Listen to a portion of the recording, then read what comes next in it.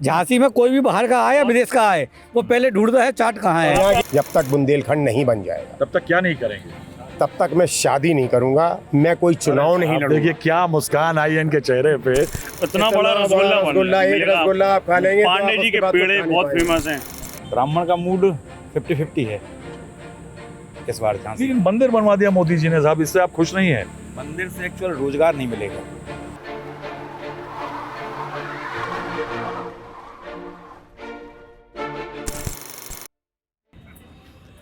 नमस्कार।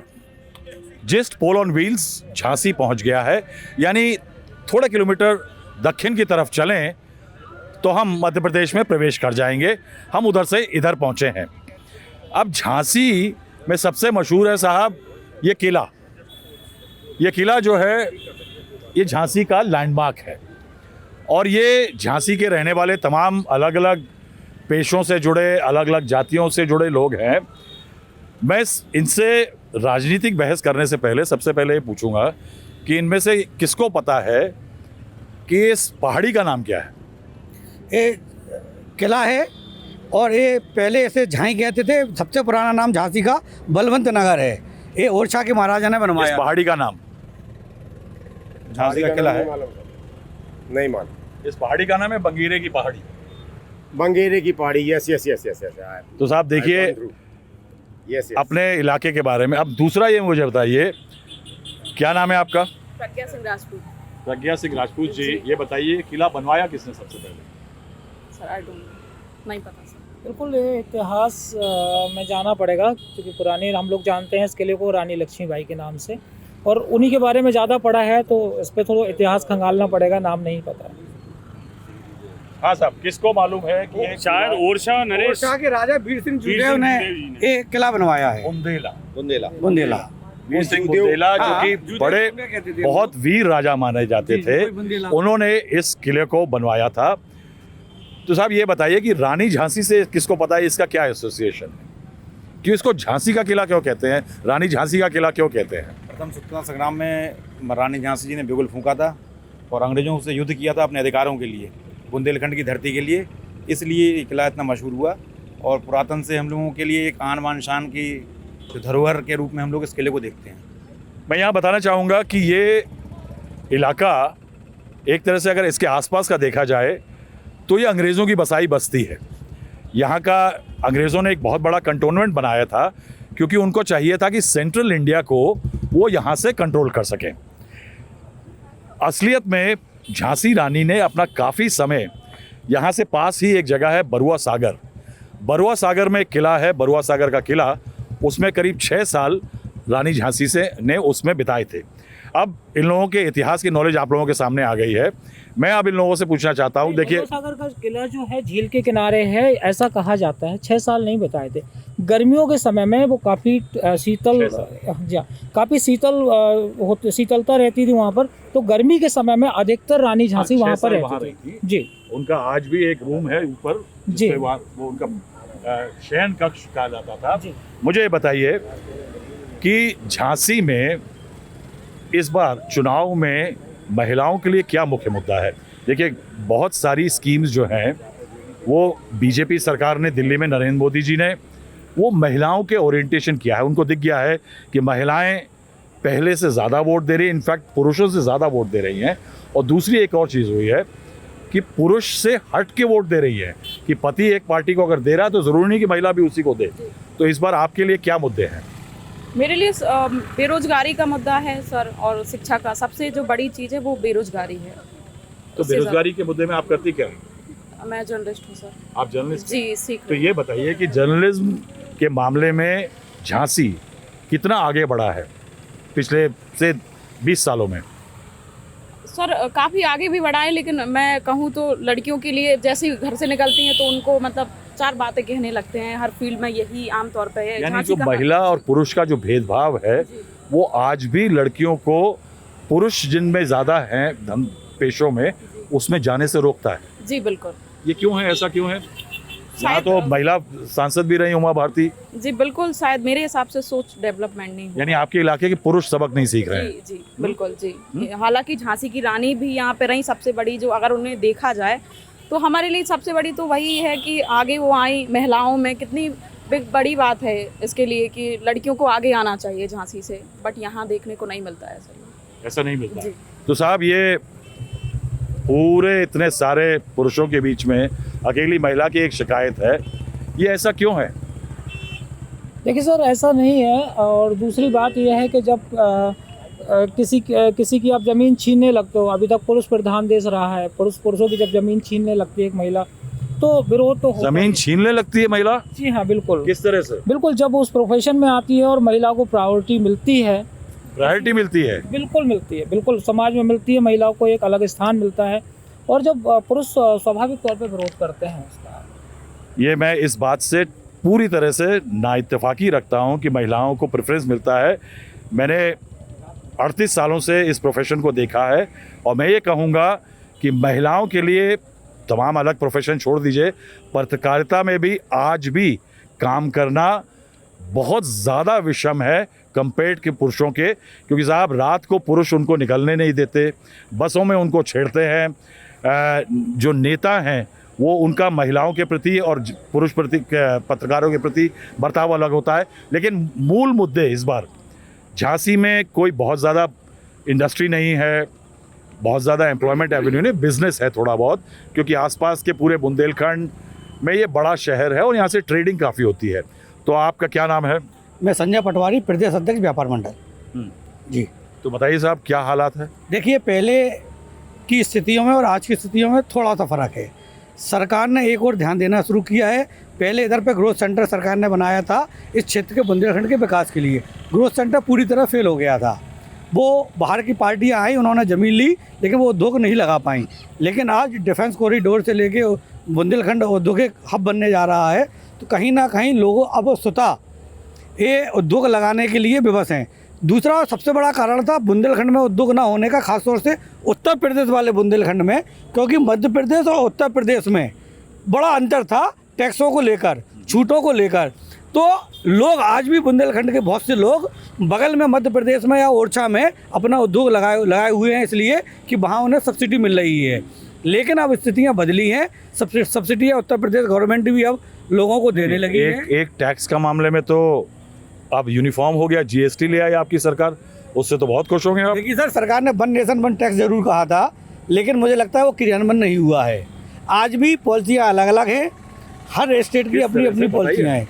जैसे उद्योग लगाने में मध्य प्रदेश में बिजली की छूट मिल रही है, वो जीएसटी का मुद्दा नहीं है। नहीं, यानी आप कह रहे हैं कि इंसेंटिव है, इंसेंटिव मिलेगा। और टैक्सेशन में फर्क होता है। जब एक व्यापारी को इंसेंटिव मिलेगा, हम उद्योग के लिए रजिस्ट्री कराने जा रहे हैं तो वहाँ रजिस्ट्री मुझे फ्री मिल रही है, इधर मुझे रजिस्ट्री के पैसे लग रहे हैं। तो तमाम जो छूटें हैं वो अगर मध्य प्रदेश में मिल रही हैं और उत्तर प्रदेश में नहीं मिल रही हैं तो व्यापारी उधर जाने लगा। अरे तो सांसद आपका, विधायक आपके, मैं वही बता रहा मुख्यमंत्री आपके, वो सब है, लेकिन धीमे धीमे बदलाव की पहल आई है और मुझे लगता है कि अब झांसी में भी अब पलायन रुका है और धीमे धीमे उद्योग इधर पर बढ़ने लगे हैं। मैं पहले साफ करना चाहूँ क्योंकि हमारे अगले सज्जन जो हैं, गेस्ट हैं, वो यानी गेरुआ और थोड़ा गुलाबी दिख रहा है, मगर उन्होंने मुझे बताया कि वो बीजेपी से संबद्ध नहीं है। क्या नाम है आपका? रघुराज शर्मा जी। रघुराज शर्मा जी, ये बताइए कि आप यानी टीका वीका लगाएं, कहाँ से आ रहे हैं? अभी हम लोग भगवान परशुराम का प्रकाश उत्सव था तो उनके जुलूस में हम लोग गए थे। उनके जुलूस से हम लोग पता चला आप यहाँ आए हैं तो हम लोग यहाँ उपस्थित हो गए। आप तो ये आज परशुराम जयंती है? जी जी जी है? जी, आज सही टाइम पे आई है साहब, बिल्कुल। यानी चुनाव के बीच में अब वो तो ब्राह्मण वोट को मोबिलाइज करने के लिए अच्छा तरीका है। वो तो हर बार आती है और हर बार जुलूस निकाला जाता है, लेकिन अब हर बार चुनाव नहीं होता है, इस बार चुनाव था। सोने पे सुहागा है। हाँ, वो तो ये मानना पड़ेगा। अब कितना मोबिलाइज होता है, किस तरफ मोबिलाइज होता है, ये तो 20 तारीख को पता। तो साहब ये बताइए कि इस इलाके का जो ब्राह्मण वोटर है वो अभी बीजेपी के साथ है कि थोड़ा कुछ मन में हल्का सा खटास है? नहीं, अभी तक तो हमें लग रहा था कि है, अभी तक लग रहा था कि है, क्योंकि अभी पिछले 10 साल में जिस तरह से लोकसभा, विधानसभा, नगर पालिका, जिला पंचायत, ब्लॉक प्रमुख, मतलब टॉप टू बॉटम यहाँ पे लोगों ने दिया, तो उसमें लग रहा था कि ब्राह्मण समय पूरा का पूरा भारतीय जनता पार्टी में। लेकिन पिछले 10 साल में अब इस बार ऐसा लग रहा है कि ब्राह्मण मतदाता जो है वो बीजेपी से छिटकेगा। क्यों ऐसा क्यों है साहब? एक्चुअल में क्या है कि साहब अभी ब्राह्मण जो है सर्वे भवंतु सुखना सर्वे संतु नारायणा। भाई एक तरफ हम कहते हैं धर्म की जय हो अधर्म का नाश हो, प्राणियों में सद्भावना हो, विश्व का कल्याण हो, और दूसरी तरफ हम उन प्राणियों में भेदभाव करें, हिंदू मुस्लिम की बात करें, तो ये ब्राह्मणों को नागावार कर रहा है। हिंदू मुस्लिम की बात तो 19 में भी कर रहे थे, नहीं तो अब तब 19 में भी कर रहे थे, तब तो आपको बड़ा तब तो भजन लग रहा था आप लोगों को। जब आदमी की समझ में कोई बात आती है ना, तो अब आप समझ में आई इस कि देश में ये गलत हो रहा है। इस देश में बामन भी अब देर से समझने लगे हैं। हाँ, लगता है कि अभी कुछ घोर कलयुग है साहब। अगर आप कह रहे हैं कि बामन को समझने में समझ आई, मनुस्मृति ने कहा है कि बामन जो है वो द्विजोत्तम है, ट्वाइस बॉर्न, और आप कह रहे हैं कि आपको बाद में समझ आया। आपका क्या नाम है? मेरा प्रदीप नाथ झा। तो झा साहब आप बहुत दूर नहीं है मैथिली? हाँ जी, मेरे फादर यहाँ सर्विस करते थे, वहाँ रिटायर हुए। अच्छा, फिर मैंने यहाँ वकालत की, तो मैं पेशे से अधिवक्ता हूँ। झांसी जात की तिकड़म आप अच्छी तरह समझते होंगे, यानी सारे समीकरण। तो कहाँ क्या है बामन का मूड? ब्राह्मण का मूड 50-50 है इस बार झांसी। लेकिन मंदिर बनवा दिया मोदी जी ने साहब, इससे आप खुश नहीं है? मंदिर से एक्चुअल रोजगार नहीं मिलेगा, मंदिर से किसी भी तरह से रोजगार नहीं मिलेगा, पर्यटन को बढ़ावा मिल सकता आपको है। एक बात यानी ईमानदारी से बताइए, सीने आज परशुराम जयंती है, कि थोड़ा सा लग रहा है कि बीजेपी जो आज से 10-12 साल पहले थी, उसमें ओबीसी और बैकवर्ड का डोमिनेशन बहुत बढ़ गया है, और उसके कारण जो अपर कास्ट की जो बीजेपी की ट्रेडिशनल वोट थी, राजपूत, ब्राह्मण, वो थोड़ा सा लेफ्ट आउट फील कर रहे हैं। जी, छिटक गया है इस बार। भावना और बताइए। इस बार ढंग से छिटकेगा। क्यों? उसकी बड़ी वजह है, एक तो शिक्षा पे बहुत तेजी से कार्य नहीं हो पाया, बेरोजगारी बहुत तेजी से बढ़ है गई, कि नहीं कि और महंगाई, बीजेपी की जो थॉट प्रोसेस है, देखिए महंगाई भी बहुत बीजेपी का जो मूलभूत वोट बेस था वो अपर कास्ट था और अर्बन वोट था। पिछले कुछ सालों में डेमोग्राफिक बेस चेंज किया बीजेपी ने, और वो ले आए उसको दलित, ओबीसी, अति पिछड़े। उनके कैबिनेट के अंदर मोदी जी ने खुद कहा था कि 27 मंत्री जो हैं वो बैकवर्ड कास्ट से हैं। स्पेस अपर कास्ट की कम हुई है जी। क्या आपको लगता है ये सब मुद्दा है कि नहीं? मुद्दा है, बड़ा मुद्दा है। बैकवर्ड को ज़्यादा प्रिविलेज दिया गया, उनका कहना था कि जितनी इसकी भागीदारी उतनी उसकी हिस्सेदारी, और ये इसकी शुरुआत तो मंडल कमीशन से ही हो गई थी, लेकिन जिस क्षेत्र में जिसकी जितनी भागीदारी उस पर उतना अधिकारों से मिल नहीं पाया अभी भी। और कोई ब्राह्मण है यहाँ पे? हाँ, ये देखिए ब्राह्मण साहब है कौन। तो ये बताइए साहब, इन्होंने बड़ी अच्छी बात कही, जिनकी जितनी हिस्सेदारी। अब आप लोग तो अधर्म में लटक गए साहब।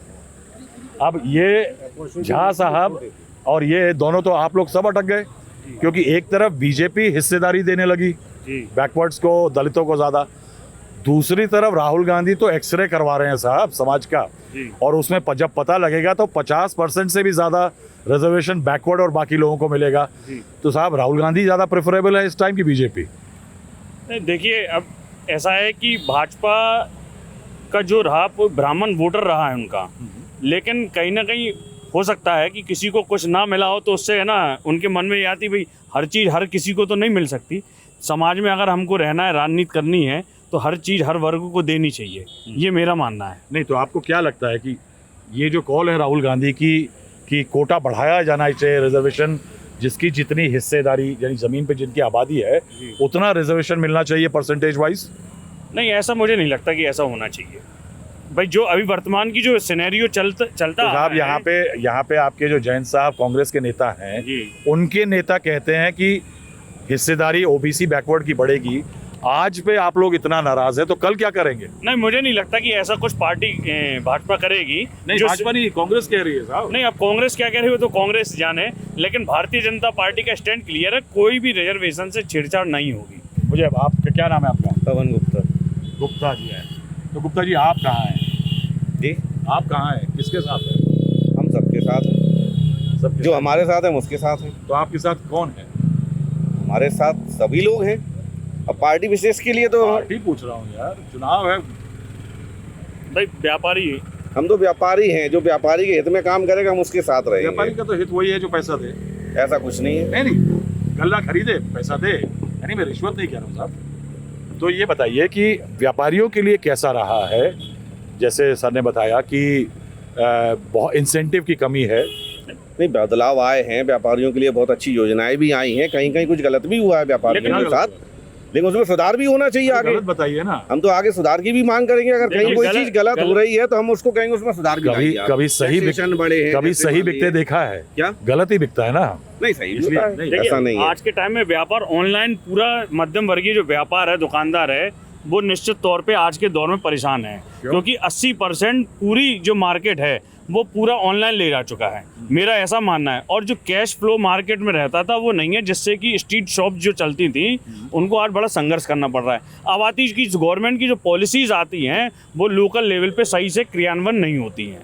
अच्छा जी, जैसे आप मुद्रा योजना ले लीजिए, मुद्रा योजना में लोन हुए काफ़ी पहले। अब कोई भी हम लोगों के, क्योंकि हम लोग व्यापार मंडल से जुड़े हुए हैं, हम लोग किसी छोटे व्यापारी से पूछते मुद्रा योजना मिली, बोले साहब वो उसमें मॉर्गेज के लिए प्रॉपर्टी मांग रहे हैं, वो हमारे पास है नहीं। ये सब जो चीज़ें हैं, मेरा ये मानना है कि कोई भी पॉलिसी सरकार लाए तो वन विंडो होनी चाहिए, चाहे वो उद्योग यानी की जो हो, चाहे व्यापार की। एक वर्ग है जिसके लिए मोदी जी कहते हैं कि 80 करोड़ लोगों को फ्री अनाज, जी 5 लाख आयुष्मान कार्ड, हर घर जल, हर एक जन को घर, यानी उस तरह की स्कीमें आप लोगों तक पहुंची नहीं है। नहीं पहुंची। यानी वो लोग अगर कह रहे हैं, एक वर्ग कह रहा है कि हम तक पहुंची हैं, तो आप तक स्कीम नहीं पहुंची है, तो आप आज वो जो मोदी फैक्टर था 2019 का, उस पर सोच रहे हैं क्या वो उतना जिंदा है? नहीं, मोदी फैक्टर जिंदा तो है, इसमें नो डाउट, लेकिन नीचे के जो रूट लेवल है उस पे हमारे बड़े नेताओं को देखना चाहिए। और मैं तो ये कहूँगा कि राजा को कभी कभी आम जनमानस के बीच में भेष बदल के भी आना चाहिए कि ज़मीन की स्तर पे क्या चल रहा है। अरे फिर तो सेल्फी लेने खड़े हो जाएंगे लौंडे। नहीं, आपका क्या नाम है? नवीन विश्वकर्मा नवीन विश्वकर्मा जी, आप बताइए, जी। ये जो बीजेपी का वोट बेस शिफ्ट हुआ है कि सिर्फ ब्राह्मण, राजपूत, बनिया और कुछ कास्ट का डोमिनेशन होता था, उसकी जगह जो बीजेपी ने मौका दिया है वो अच्छा मूव है? नहीं, मौके अच्छे हैं। और अगर ये कहा जाए कि देखिए, पहले यहाँ क्षेत्रीय पार्टियाँ जाति के आधार पर वोट मांगती थी, आज उनकी ज़मीन धराशायी हो गई है। चाहे आप बीएसपी की बात कर लीजिए, पिछली बार 2019 में तो एक भी सीट नहीं थी उत्तर प्रदेश से, इस बार भी संघर्ष करती नज़र आ रही है, कहीं ना कहीं बीजेपी के साथ खड़ी है, कहीं कहीं प्रत्याशी उतारे हैं। समाजवादी पार्टी का एक देखिए यहाँ पर जो वोट है, जैसे अगर आप मुस्लिम वोट बैंक की बात करें तो वो बीजेपी के अगेंस्ट जाता है। यहाँ पर झांसी जो संसदीय क्षेत्र रहा है, बीजेपी का गढ़ रहा है। और इस बार भी चूँकि क्षेत्रीय नेता, जो क्षेत्रीय पार्टियों के नेता थे वो कम है, 2 यहाँ पर नेता हैं, एक बीजेपी से है, दूसरे गठबंधन से है, तो निश्चित तौर पर टक्कर हो सकती है। और बीजेपी की जो योजनाएं हैं, ऐसे मुद्दे हैं, इस बार तो लगता है, क्योंकि अगर इतनी हिम्मत नहीं, अगर इतना उनका हौसला इतना ऊपर है, आज वो 400 पार की बात कर रहे हैं, तो मोदी का तो फैक्टर चल रहा है। बट सरकार को चाहिए कि जैसा कि आपने कहा कि ज़मीनी स्तर पर भी नेताओं को आना चाहिए, लोगों के बीच पहुंचना चाहिए। आज क्या किया जा रहा है, जो टिकट दिए जाते हैं व्यापारियों को दिए जा रहे हैं, नेता खत्म हो रहा है। नेता जो हुआ करते थे जनता की आवाज़ को उठाने के लिए हुआ करते थे, बट व्यापारी अच्छा मुद्दा उठाया है। मैं आपसे बात करना चाहूँगा, क्या नाम है आपका? मेरा नाम भानु सहाय है, मैं अध्यक्ष हूँ बुंदेलखंड निर्माण मोर्चा का। कुछ कहानी भी है इस मोर्चे को चलाने के साथ, आपके साथ? इस मोर्चे को चलाने की कहानी यही है कि सारी समस्याओं का एक ही निदान वो है बुंदेलखंड राज। उसका कारण क्या है कि उत्तर प्रदेश और मध्य प्रदेश में हम लोगों को 1956 में बांट दिया गया था। तब से हम 2 भाई, जैसे अभी इन्होंने बताया कि वहाँ कुछ अलग फैसिलिटीज़ हैं, यहाँ कुछ अलग फैसिलिटीज़ हैं, हम 2 भाई मिलके कार्य ही नहीं कर पा रहे। रघुकुल रीत सदा चली आई, प्राण जाए पर वचन ना जाए, ये हमारे प्रभु राम के कुटुंब की नीति थी। मैं एक बार बताना चाहूँगा कि सहाय साहब ने मेरे सवाल को बिल्कुल साफ साइड स्टेप कर दिया है। जब कैमरा नहीं चालू हुआ था तो अपनी इन्होंने कहानी सुनाई थी कि इन्होंने कहा था कि ये फ्रंट तब तक चालू रखेंगे जब तक बुंदेलखंड नहीं बन जाएगा। जब तक बुंदेलखंड नहीं बन जाएगा तब तक क्या नहीं करेंगे? तब तक मैं शादी नहीं करूंगा, मैं कोई चुनाव नहीं लड़ूंगा। देखिए क्या मुस्कान आई है इनके चेहरे पे, अपने प्रण को कैमरे के सामने दोहराते, क्योंकि अब ये वापस नहीं जा सकते। लेकिन एक चीज़ अब ये कैमरे के सामने बोलने के बाद वापस नहीं जा सकते। एक चीज़ आपको बता दें सर, जो मैंने कहा रघुकुल रीत सदा चली आई, इनने 2014 में उमा भारती जी ने यहाँ आके कहा था भगवान राम को साक्षी मानकर कि 3 साल के भीतर, मतलब अंदर, हम बुंदेलखंड राज्य बनवा देंगे। उनको सेकंड किया था राजनाथ सिंह जी ने, और सेकंड ही किया था स्वयं मोदी जी ने कि उमा जी की सारे वादों को हम पूरा करेंगे। आज 10 साल पूरे हो गए, इन्होंने कुछ भी नहीं किया। तो फिर हम लोगों ने भी इनके बीच में करीब 100 पुतले फूके होंगे, गृह मंत्री, प्रधानमंत्री और इन सबके 30 मुकदमे भी हैं हम लोगों के ऊपर। हम लोगों का कहना ये है कि अर्जी हम आंदोलनकारियों की और मर्जी आप बुंदेलखंड वासियों की। जिन्होंने बुंदेलखंड राज निर्माण में साथ नहीं दिया है, एक बार उन्हें डेंट दो, क्योंकि अटल बिहारी वाजपेयी जी ने हम लोगों से कहा था जिस दिन हराने की क्षमता ले आओगे उस दिन ये बुंदेलखंड चिल्लाने लगेंगे। तो इस बार हम लोगों ने यही किया है कि तुम्हें राम को कॉल, कॉल मीन्स कसम, तुम्हें राम को कॉल। जिन्होंने बुंदेलखंड राज निर्माण में सहयोग नहीं किया, एक हमारे यहाँ बुंदेलखंड के सांसद हैं श्री पुष्पेंद्र सिंह चंदेल जी हमीरपुर के, उन्होंने 8 बार लोकसभा में बात उठाई। हमारे सांसद उनको देखते रहे बात उठाते हुए, उन्होंने मेज़ तक नहीं थपथपाई। तो ऐसा सांसद हमारे किस काम का। साहब, आपके इलाके में आपने बिजनेस की बात करी, उन्होंने कहा कि बिजनेसमैनों को टिकट दिया जाता है, तो आपके इलाके में तो सक्षम बिजनेसमैन बीजेपी के 5 साल एमपी रहे जी, उनकी 10 फैक्ट्रियां हैं जी पूरे देश में और 700 के करीब प्रोडक्ट वो बनाते हैं जी। तो क्या उन्होंने इस इलाके में एम्प्लॉयमेंट को शुरुआत करने के लिए कोई फैक्ट्री वैक्ट्री लगाई? नहीं, उन्होंने स्वयं अपनी फैक्ट्री लगाई है, और जो बीड़ा आ रहा है वो मुझे लगता है कि उन्हीं की देन है। बुंदेलखंड ग्रोथ सेंटर में जो नए इंडस्ट्री लग रही है वो उन्हीं की देन है। डिफेंस कॉरिडोर जो आ रहा है वो उन्हीं की देन है। आप एक बात बताएं, ये जो बुंदेलखंड डिफेंस कॉरिडोर है जी। इसकी बातचीत चलते हुए हवा में चलती है जैसे, जी, जी। 8 साल हो चुके हैं सर, अब यानी इन्होंने, मुझे मालूम है ज़मीन पे है, ज़मीन मिलने में टाइम लगा, प्रोक्योरमेंट में टाइम लगा। क्या है कि बुंदेलखंड में जो वादे हैं ना, वो प्यास से जितनी मौत हुई उससे ज़्यादा है। ठीक बात। बुंदेलखंड में जी, जी। प्यास और पलायन वादों से कम है, एग्जैक्टली वादे ज़्यादा हुए हैं। तो आप ये बताइए कि आप लोग लड़ते क्यों नहीं है जो वादे पूरे नहीं करते उनसे? हम लोग सर आंदोलन करते हैं, लेकिन जिलाधिकारी को ज्ञापन देते हैं। इसकी आगे अगर हम जाने का प्रयास करते हैं तो फिर मुकदमों का डर दिखा के, लोगों को धमका के, डरा के बिठाने का प्रयास किया जाता है सत्ता के द्वारा। और बुंदेलखंड की जो आवाम है, मुख्य आवाम, जो जन आंदोलन होना चाहिए, आपने देश में अन्य अन्य जगहों पर देखते हैं बड़े जन आंदोलन होते हैं, वो बुंदेलखंड में गरीब जनता गरीबी की वजह से नहीं कर पाती है। ये बताइए आपका क्या नाम है? अविनाश भार्गव, तहसील अध्यक्ष, भारतीय किसान यूनियन टिकट रोड। बाप रे बाप, अरे मैंने नाम पूछा था। जी नहीं, जी पूरा नाम है कि इसमें कुछ नहीं, और भी मेरा है? नहीं, अविनाश भार्गव, हाँ, तहसील बस। जी। तो ये बताइए कि आप तो पार्टी से संबद्ध हैं, नहीं, तो राजनीतिक से हैं सर। राजनीति से कहाँ है सर? कमाल कर रहे हैं आप, यानी कह रहे हैं कि भारतीय किसान यूनियन राजनीति नहीं करती है? पार्टी नहीं, नहीं करती है, राजनीतिक पार्टी है सर, वो साहब, पार्टी है नहीं। मैं टिकैत साहब को भी जानता था। नहीं सर, पार्टी नहीं है। तो ये बताइए मुझे, जी। किसानों की हालत है, पानी की बहुत अभी भी हाँ, किल्लत है, पानी की हालांकि समस्या है। सूखे की स्थिति नहीं जी, है। सबसे हर अधिक घर जल वल हुआ था, कुछ आ गया आपके टोटियों में पानी आ गया? नहीं, जो अभी जो योजना चल रही है तो क्या है कि जैसे हफ्ते में 1 दिन आ जाता है, ऐसा स्थिति है। मतलब पाइपलाइन वगैरह तो सब गांव में गिर गई है, लेकिन अभी वो स्थिति नहीं है जो होना चाहिए। मेन चीज़ जो हमारी है सर, MSP वाली है सर। यहाँ का किसान, जैसे हम किसान हैं, रात भर सर पानी खेतों में जाते पानी को सर, उसको जब हम अपनी गेहूँ जब हम वहाँ मार्केट में लेके जाते हैं तो उसका जो मूल्य है उसका व्यापारी तय करता है सर। हम उसका अगर हमें ये व्यापारी है, कहाँ गए? जी, जी। हाँ, अरे क्या सुनिए, देखिए, हाँ, सुन रहे हैं ना। यानी देखिए MSP कह रहे हैं कि आप लोग व्यापारी तय कर देते हैं। फिर हम जी सर, नहीं, ऐसा है ना साहब, किसान अगर हमारे पास माल लाएगा तो उसके रेट तो हम ही तय करेंगे। सरकार या तो तय करे, सरकार के पास अगर सरकार के रेट कम हैं और हम रेट ज़्यादा दे रहे हैं तो दुकान। तो ये बताइए कि अगर इनको जो इनकी डिमांड है MSP वो पूरी हो गई जी, तो आपको क्या नुकसान होगा? नहीं, हमें कोई नुकसान नहीं होगा। हम तो जनता कहते हैं, को कोई नुकसान नहीं है। MSP पूरी होना चाहिए किसानों की। भाई, किसान हमारा एक पार्ट है, किसानों से ही हम व्यापारी हैं। किसान अगर MSP पे दे रहे हैं उन्हें, तो MSP इनके मिल रही है। दर्द पे आप वोट देंगे? हाँ, बिल्कुल देंगे। हम तो किसानों व्यापारी तो ये भाई तो भाई। भाजपा के इस टाइम खिलाफ है। नहीं, वो देखो, वो व्यक्तिगत उनका हो सकता है, लेकिन किसान की जहाँ तक बात करें, अरे पलट के देखिए, नहीं, पलट नहीं गए। जो हकीकत है वो है कि देखो, व्यक्तिगत आदमी किसी के साथ हो सकता है, लेकिन अगर व्यापारियों का हित जिस पार्टी ने किया है तो व्यापारी उसकी तरफ सोचेंगे, उसकी तरफ देखेंगे। अब मुझे ये बताइए, आप सब यहाँ खड़े हैं कि रात को झांसी में खाने के लिए सबसे बढ़िया चाट मुझे मालूम है कौन सी है?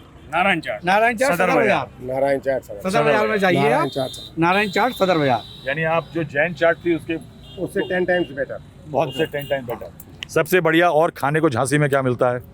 झांसी में बरुआ सागर के रसगुल्ले फेमस है हमारे यहाँ। जो बरुआ सागर पड़ता है इतना बड़ा रसगुल्ला एक रसगुल्ला आप खा लेंगे तो पांडे आप जी उसके के बाद पेड़े कुछ खा नहीं बहुत पाएंगे। फेमस हैं। और आपका क्या पसंद है?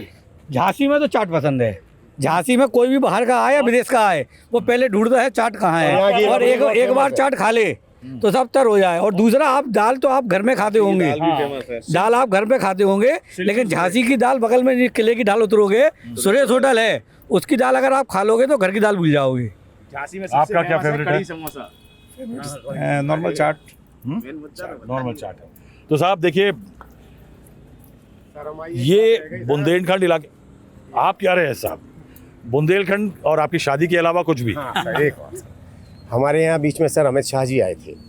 उन्होंने हम बुंदेलखंड वासियों को एक सब्ज बाग दिखाया कि अगर यहाँ जो अवैध खनन होता है सर, हमारे यहाँ अवैध खनन इतनी बड़ी मात्रा में होता है कि सरकार अपना चौथाई खर्चा सिर्फ उस अवैध खनन से निकाल ले, इतनी बड़ी उस पर होता है सर। उन्होंने कहा अवैध खनन बंद करा के हर बुंदेली बाशिंदे को एक मारुति कार दिला देंगे। I am having a clips, मैं आपको भेजूंगा सर। अब हम पूछना चाहते हैं सर, उत्तर प्रदेश में उनकी सरकार, मध्य प्रदेश में उनकी सरकार, केंद्र में उनकी सरकार, खनन रुका क्यों नहीं, मारुति मिली क्यों नहीं? तो ये जीरो टॉलरेंस। मैं आपकी बात से इत्तेफाक करता हूँ कि इसमें वायदे बहुत होते हैं। खनन पूरे देश में हर नदी में हर पहाड़ से होता है, और खनन में जो इक्विपमेंट लगता है और जो कमाई होती है वो नेताओं के घरों तक जाती है। उसमें अफसर पूरी तरह से मिले जुले हुए हैं। और अगर आप देखें तो कुछ दिन पहले ही शाहडोल में एक सब इंस्पेक्टर को एक रेत माफिया ट्रैक्टर में रेत ले जा रहा था, जब उसको रोका गया तो उसने सब इंस्पेक्टर को कुचल दिया था। बहरहाल तो साहब, ये झांसी के जानकार लोग हैं, चाट पसंद करते हैं, बरुआ सागर तक जाते हैं, बरुआ सागर जाते हैं गुलाब रसगुल्ला खाने के लिए। मैं इन सब से उम्मीद ये करूंगा कि ये सब बरुआ सागर अगर रसगुल्ला खाने जा सकते हैं और नारायण की चाट खाने सदर जा सकते हैं, तो अपने पोलिंग बूथ तक वोट के दिन ज़रूर जा कर के वोट देंगे और अपनी उंगली इस तरह से सामने दिखा करके कहेंगे कि इस लोकमत में हमने हिस्सा लिया है। आप लोगों से बात करने के लिए बहुत बहुत शुक्रिया। Thank you.